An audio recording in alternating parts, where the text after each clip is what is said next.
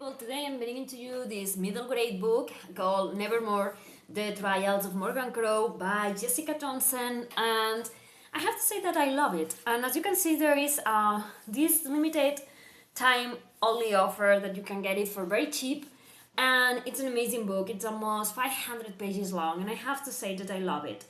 It's middle grade, but I will say that it goes more toward older middle grade than younger, and obviously you are going to enjoy it if you are an adult because it's a very nice tall story, and at the beginning of every chapter we have some kind of illustration that conveys a bit of what we are going to find inside the chapter.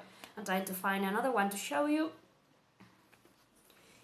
And I have to say that I did enjoy this story very much. We're going to find this girl called Morrigan, and she was born in something called Eventide, and it's believed that the kids who are born into this Eventide thing, they are bringers of bad luck, and also they die very young, like when they turn 11 or 12. So we have this main character who blames herself for everything, for every awful things that happens around her. And she has been in this home. She grows up in a home in which she believes she isn't worthy. She has always been told that she brings bad luck, that she brings bad omens to people around her. And since she was a kid, she has been writing letters saying, I'm sorry that something bad happened to you, I'm sorry that, and she tries to to find like this sense of irony, of the sense of humor on it, but she's just a little girl. She's going to be 11, and if you have been told all your life that you are worth nothing, she kind of believes it. So it's very sad, and you feel a lot for her because you want to hug her and say, hey, you are worthy. These people who are telling you that you are a harbinger of bad luck, they bring the bad luck to themselves, and they are unable to recognize that, and they are blaming you for things that you have no control over.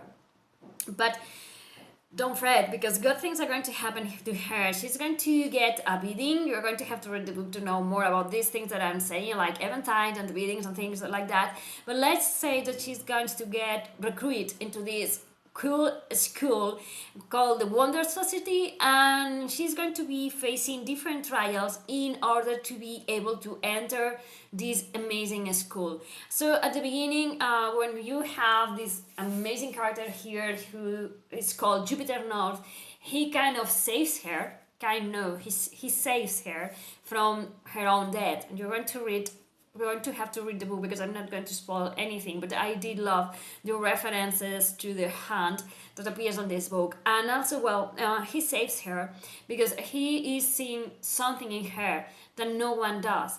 So I love how he is cheering for her. He's also, he's not being as open as you would like. He is telling things to her, but there's other things that he's keeping secret. But it all makes sense in the end, and at the end, and I love that. And I have to say that I love the feeling of magic, of wondrous things. The world building that the author did here, it's so amazing. It's so well done that you can read it thinking, okay, this is very commonplace. This is something that can really happen. This is like, and I think that's amazing because when you have an author that creates a world that you have never seen before, and it does it in a way that is so great that you can believe that this world is just, like a normal world, despite the fact that you have unicorns and you have this here, which I love, the Magnificat, which is a very big, amazing cat. And when you can read about all those things and you can integrate all of that in the world where it's happening and you can see it as normal, I think that's a very great way of doing a world building in a sense that you're going to believe everything that she's telling you because all of it makes sense to you. So I did love to be following Morrigan as she gets like the second chance at living, because in a way she has escaped death, because she has been saved, as I say, by Jupiter. But she also finds herself in a place where she has value. She has been told all her life by her family that she's worth nothing because, you know, she believes bad luck. And suddenly she has these people who want to befriend her, who want to love her, who want to protect her. And she begins to have all those things that she wanted to have in the first place. A place where she belongs, family, and a chance to prove the world that she's worthy. So I love that. And also I love her as a character, how you can feel for her, how you can understand what she has been through. And I love it because it's a middle grade book, as I said, but also you can connect it if you are an older audience, because it keeps speaking to that child inside us, and I did love that. And I love all the mysteries and all the things that are going on in this book. It's like almost 500 pages. I'm not going to say anything else about it. Only that we have, as I say, this girl who's going to be undergoing these trials to know if she's worthy to enter into this very amazing society called the Wundrous Society. And we are going to be learning more about this society, this new world that she has entered called Nevermoor. And we are going to be learning about, because you know, you have all the good things, but you have to have an evil character. And in this book, the evil character is called the Wintersmith, and you're going to be learning about this character that turned out to be more monster than man. And I have to say that I love how this book balances this idea of coming of age, of finding yourself, with finding your family. It doesn't have to be a blood family. I love this idea of having maybe your blood family, it's not the family that you will have chosen for yourself. Maybe they won't have chosen you either. But that there is people out there that you can surround yourself with, that can love you, that can accept you as you are. I love this idea of a family of your own choosing, and also these friends, these people. I love this journey into, you know, into becoming who you are meant to be all along. And also I love all the fantastic elements, all the knacks that the kids have, like kind of magical abilities, you know. I love that there is people who can ride dragons, and I love that there is, like I say, this Magnificat, at which it's one of my favorite characters. I love the trains and the transportation and the thing with the umbrellas, and I love all the magic and wondrous things that surround the world. And as I said, the world building is top notch. I love everything that is depicted in this book, and as I said, it's so well done that you can believe it's a regular world, a normal world, because you know it's so seamlessly introduced to the story that it makes sense. I also love this idea of having these different trials and discovering what those trials are meant to be, and how Morrigan and other characters are going to be, you know, facing those trials.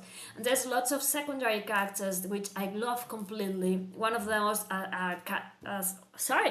one of those secondary characters that I love a lot are Jupiter.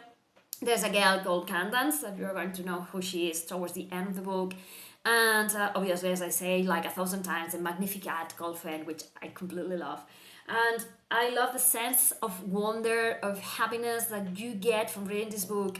And I also love this story between Saint Nikolai and the Yule Lady and the Christmas thing and the Halloween Mass thing. And there's a lot of festivities and things that the author has created for this book that are amazing. And also, obviously, I love the plot and I love the mystery with this Wundersmith figure. I wonder, during all the book, I keep wondering what Morrigan's knack was going to be, and if she was going to be able to enter the society or not. I'm not going to tell anything, you are going to have to read the book. And I did love when you are nearing the end and you begin to discover all the things that the author has thrown into the story, and everything makes sense and you understand everything, and then the book ends and you need the second one. I need the second one. So it's a good thing that I read this one when the second one and the third one are already published, because I really feel like I know this family of, they are not misfits, but you know, of this family of amazing characters which I want to know more. So it's amazing. It's a very attractive, amazing read. You're going to be pulled inside this world. And as I say, it's going to be very easy for you to picture everything in your mind. It's like you are reading a movie, if that makes sense, because everything, it's very easy to picture in your head, thanks to the way that the author Jessica Townsend has of describing everything, the action, the places, what has happened before, what's happening now. I love the hotel in which the action is it's happening, and I love that it's sort of alive. I have to say that I have loved this book completely. I have read it in like a one day and a half. I just couldn't put it down because I wanted to know what was going to happen with Morrigan, because you end up feeling a lot for her. So if you like this kind of books that you feel like you are flying with a magic tapestry and that you are seeing like a wonderful new world that you have never seen before, and if you like books about magic, about friendship, about the family that you choose, and about second chances, and about helping to find your place and helping to find like a better version of yourself, pick this one up because it's amazing. I love it. Thank you for watching. Bye.